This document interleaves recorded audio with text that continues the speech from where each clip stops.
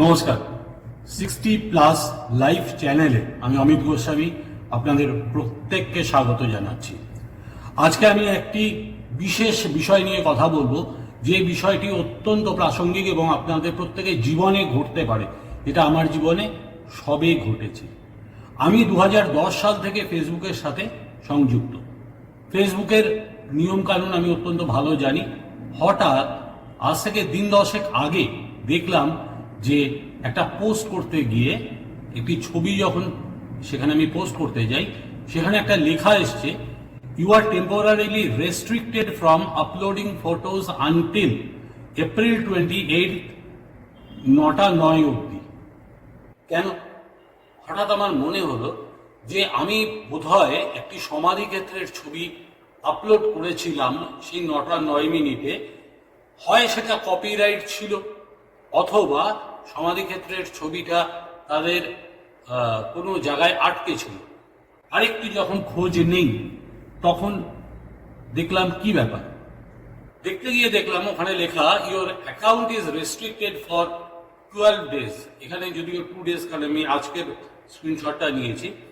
Your account activity didn't follow our community standards, so you can't do one or more things you usually do. অর্থাৎ আমাকে ফেসবুকে শুধুমাত্র লিখতে সুযোগ দেবে, কিন্তু তার রিচ প্রায় নেই বললেই চলে।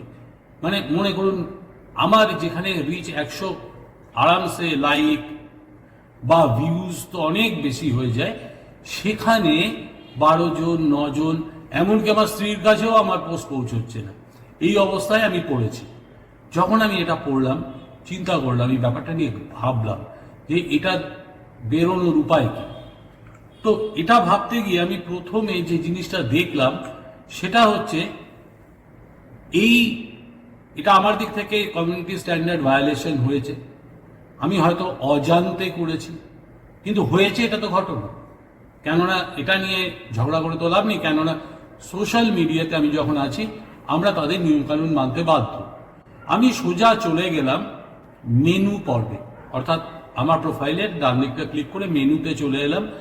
মেনুতে একেবারে নিচের দিকে, ওপর দিকে দেখবেন friends, professional, dashboard, market place, add centre, এগুলো থাকে।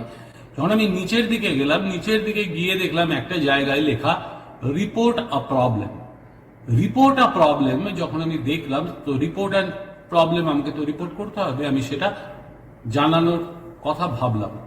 তো সেখানে আমি যখন ক্লিক করলাম, তখন যে জিনিসটা এলো সেটা হচ্ছে সেন্ড রিপোর্ট, অর্থাৎ তুমি রিপোর্টটা পাঠাও। তার উপরে লেখা আছে ডিসক্রাইব দ্য ইস্যু। সেখানে কি লিখতে হবে? আপনাকে লিখতে হবে, I am very sorry for what I have done. ইংরেজিতে, কিন্তু বাংলায় না, বাংলা ওরা বোঝে না। ফেসবুকের প্রত্যেকটা জিনিসই যেহেতু ইংরেজিতে হয়, ফেসবুকের সাথে বাংলায় লিখলে কোনো লাভ নেই, অ্যালগরিদম সেটাকে ফলো করতে পারে না। সেখানে আপনাকে প্রথমে লিখতে হবে, I am sorry for what I have done, blah blah blah. I am requesting two forgive me, unconditional Apology, যা খুশি, and it will never happen again, ইত্যাদি ইত্যাদি করে উপরে লিখলে। বাদিকে ওর একটা অ্যাটাচমেন্ট দিয়ে দেয়। সেই অ্যাটাচমেন্টটা মানে এক্সাম্পল হিসেবে, সেখানে আপনাকে অ্যাটাচমেন্টটা দিতে হবে হচ্ছে আপনার যে রেস্ট্রিকশন, অর্থাৎ আমি প্রথম স্লাইডে যেটা দেখাচ্ছি, সেই রেস্ট্রিকশন যে করা হয়েছে তার একটা স্ক্রিনশট। এটা দিয়ে আপনাকে রিপোর্ট পাঠাতে হবে। এরপরে কিন্তু এটা ফেসবুকের উপরে নির্ভর করছে যে তারা আপনার কথা শুনবে কি শুনবে না। অর্থাৎ কখনো যদি অনেক বড় হয়, 1 মাস 2 মাস 3 মাসের জন্য হয়, তাহলে এটাকে হয়তো এই অ্যাপোলজির চাইলে এটাকে তারা কিছুটা কনসিডার করে। কিন্তু আমার ক্ষেত্রে যেহেতু আমি চাইলাম না, আমি দেখলাম যে ঠিক আছে 28 তারিখ অবধি অপেক্ষা করা যায়, যে যদি ভুল হয়ে থাকে তার জন্য তো I have to pay penalty. তো যার জন্য আমি কিছু করিনি, কিন্তু আমার শাস্তি পর্ব চলছে। এবং তার এফেক্টটা কি হয়? তার এফেক্ট যেটা হয়, আমি হঠাৎ যখন দেখলাম, আমি প্রফেশনাল ড্যাশবোর্ড প্রত্যেকেরই এখন আছে নিচে ব্লু কালারের, see more insights, see insights, এখানে প্রফেশনাল ড্যাশবোর্ডে এসে দেখলাম গত 28 দিনে আমার রিচ 64% ডিগ্রেড করেছে। অর্থাৎ 62,686 জনের কাছে আমার পোস্ট পৌঁছেছে, যেখানে আমার পোস্ট পৌঁছে কমপক্ষে 2 লাখ লোকের কাছে, মিনিমাম 2 লাখ 3 লাখ এরকম হয়, সেখানে 64% ডিগ্রোথ। এবং আমি কন্টেন্ট পাবলিশ করেছিলাম, স্বাভাবিক আমি গত 10 দিন খুব একটা করিনি, কেননা আমি ব্যানের আওতায় পড়েছি বলে 24টা। এনগেজমেন্ট, তার মধ্যে এনগেজমেন্ট একটা ফ্যাক্টর, যত রিচ বাড়াবে তত এনগেজমেন্ট বাড়বে। এনগেজমেন্টে ডাউন হচ্ছে 72% মাইনাস, অর্থাৎ 6,173 জন তা আমার পোস্ট পড়েছে, আর ফলোয়ার্স একজনও বাড়েনি, যেটা আমার সব সময় বাড়ে। এই যে পুরো ব্যাপারটা দেখে আমি বুঝতে পারলাম যে আমার ফেসবুক রিচ এই মুহূর্তে অলমোস্ট শূন্য।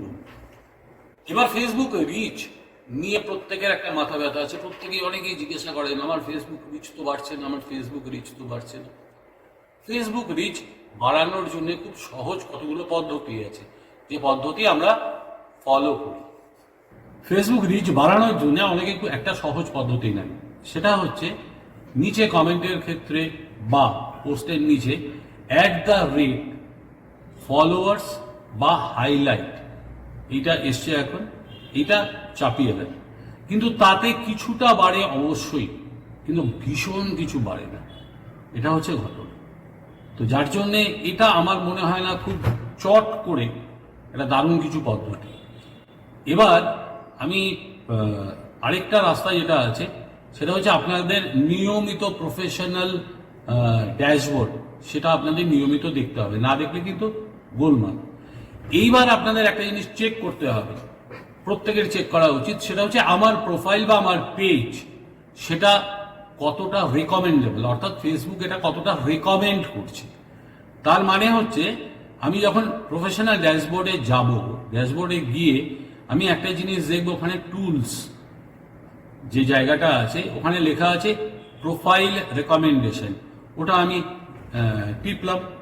ওটা টেপার পরে যেটা দেখছি যে পরের পাতায় যেটা লেখা আছে সেটা হচ্ছে হয় রেকমেন্ডেবল, রেকমেন্ডেবল হলে কোনো সমস্যা নেই। যদি রেকমেন্ডেবল না হয়, নাই হতে পারে, তখন আপনি কি করবেন, তখন নন রেকমেন্ডেবল যেখানে লেখা আছে সেই পৃষ্ঠায় চলে যান, সেখানে গিয়ে দেখুন আপনার কোন কোন পোস্টে স্ট্রাইক আছে, সেই সবগুলো পোস্ট আপনারা ডিলিট করে ফেলুন, এবং ডিলিট করে ফেললে দেখবেন আপনার পোস্টটা রেকমেন্ডেবল হলো, এবং তারপরে কিন্তু আপনার প্রোফাইলে রিচ ফিরে আসবে। এবার আরেকটা রাস্তা আছে, এই রাস্তাটা খুব মজার রাস্তা, এটা কিন্তু ঘটনা এটাতে হয়। মনে করুন আমারই একটা পোস্ট, এটা 5 এপ্রিলে করা, তাতে পোস্টের সাথে একটা ছবি দিয়েছি, আমি দেখলাম যে সেখানে মাত্র 14 জন লাইক করেছে, 3 জন কমেন্ট করেছে। যখন আমি তার ইনসাইটটা দেখতে যাচ্ছি, দেখলাম যে রিচ হয়েছে 176 জনের কাছে, ইমপ্রেশন এসছে 183। রিচ আর ইমপ্রেশনের মধ্যে পার্থক্য যেটা হচ্ছে, রিচ হচ্ছে যেটা ফেসবুক ঠেলে দেয়, আর ইমপ্রেশন মানে হচ্ছে যেটা আপনি কাউকে ট্যাগ করেছেন তার বন্ধু সেটা তার কাছে চলে এসছে, সেটা হচ্ছে impression. Post reaction comments shares তো ওখানে পরিষ্কার বোঝাই যাচ্ছে। আর টোটাল ক্লিকস মানে কজন পড়েছেন, মাত্র 69। এবার আমার মনে হলো যে আচ্ছা, এই যে লেখাটা আমি লিখেছি, এই লেখাটা কিন্তু এখনো প্রাসঙ্গিক, এই লেখাটা অনেক বেশি লোকের কাছে পৌঁছানো উচিত, অথচ ফেসবুক পৌঁছয়নি। এবার আমি কি করব, এবার আমার সোজা রাস্তা হচ্ছে সেটা আমি কিছু না 3 দিন বাদে বা 4 দিন বাদে স্রেফ তার নিচের যে ছবিটা ছিল ছবিটা পাল্টে দিলাম। যে মুহূর্তে আমি ছবিটা পাল্টে দেব সেই মুহূর্তে দেখবেন অ্যালগরিদম ফেসবুকের তারা ধরবে এটা হচ্ছে একটা নতুন পোস্ট, ফলে তারা কিন্তু এটা অনেক অনেক বেশি লোকের কাছে পৌঁছে দেবে। এটা একটু ট্রিকি, এখানে আমি যতই প্রথমে বলে নিই শত সহজ পদ্ধতি, এটা একটু ট্রিকি, কারণ এটা কিছুটা অ্যালগরিদমকে আমরা ফাঁকি দিচ্ছি, কিন্তু এতে রিচ খুব ভালোভাবে বাড়ে। এরপরে হচ্ছে কয়েকটা কথা আমার বলার, সেটা হচ্ছে ফেসবুক যখন আপনারা সারাদিন ধরে ঘাঁটছেন তখন কি করবেন আর কি করবেন না। একটা কথা হচ্ছে নিয়মিত পোস্ট করতে হবে, অন্তত দিনে 2 থেকে 3টে, এবং ছবি সহ। অনেকে আমরা কবিতা লিখি, এটা আমি নিজেও করি, কবিতার সাথে আমরা ছবি দেই না। কবিতার সাথে কেন ছবি দেই না, তার মূল কারণটা হচ্ছে আমার মনে হয় আমার কবিতার পাঠক যারা আছেন তারা কবিতাটাকেই পছন্দ করছেন, তার সঙ্গে ছবি দেওয়াটার কোনো মূল্য নেই। এটা ব্যক্তিগত ধারণা। অথচ কবিতার সাথে আপনি যে মুহূর্তে ছবি দেবেন, এটা বাস্তব সত্যি, সেটা হচ্ছে তার রিচ অনেক বেশি বাড়বে। আমার বেশ কিছু বন্ধুরা বা বেশিরভাগ বন্ধুরাই একটা না একটা ছবি দিয়ে দেন পোস্টের নিচে। আরেকটা জায়গা হচ্ছে ভিডিও পোস্ট করবে। আপনি মনে করুন যাই করুন না কেন, যে কোনো ধরনের ভিডিও আপনি যদি সুযোগ পান, ভিডিও নিচ্ছেন, ভিডিও পোস্ট করবেন। এবার আসছি আমি রিলের ক্ষেত্রে। 90 সেকেন্ডের রিল অনেক দ্রুত, অনেক বেশি মানুষের কাছে পৌঁছে। 90 সেকেন্ডের রিল পোস্ট করুন। মনে করুন আপনি আবৃত্তি করলেন, আপনি গান করলেন, বা একটা ঘটনা ঘটলো, বা একটা বার্থডে সেলিব্রেশন হচ্ছে, 90 মিনিটসের রিল বানান, যেটা লম্বালম্বি বানাতে হয়, বানিয়ে আপনি পোস্ট করে দিন। আর আপনি ট্যাগ করবেন শুধু তাদেরই যাদের সাথে আপনি মনে করছেন আপনার সম্পর্ক ভালো, অর্থাৎ আপনার এগেনস্টে কোনো রকম সে রিপোর্ট করবে না। আর এই হাইলাইটের যে ব্যাপারটা, এটা সপ্তাহে একবারই করবেন। সপ্তাহে একবার করাটাই ভালো, এবং সপ্তাহে একবার বোধহয় ওরা অ্যালাউ করে। আর বারবার ফলোয়ার্সটা দেওয়ার দরকার নেই। আর স্টোরি ওপরে যেটা আছে, স্টোরি মাঝে মধ্যে পোস্ট করুন, স্টোরি আপনার রিচ বাড়িয়ে দেবে। এবার কি করবেন না, একেবারে কখনোই মারবো শব্দটা ব্যবহার করবেন না, ফাটিয়ে দেবো শব্দটা ব্যবহার করবেন না, এগুলো কিন্তু অ্যালগরিদমের মধ্যে আছে। এবং কোনো গালাগালি করবেন না। 4 অক্ষর 3 অক্ষরের যে গালাগালিগুলো, সেগুলো অ্যালগরিদম অলরেডি নিয়েছে, ফলে কোনো গালাগালি লিখবেন না।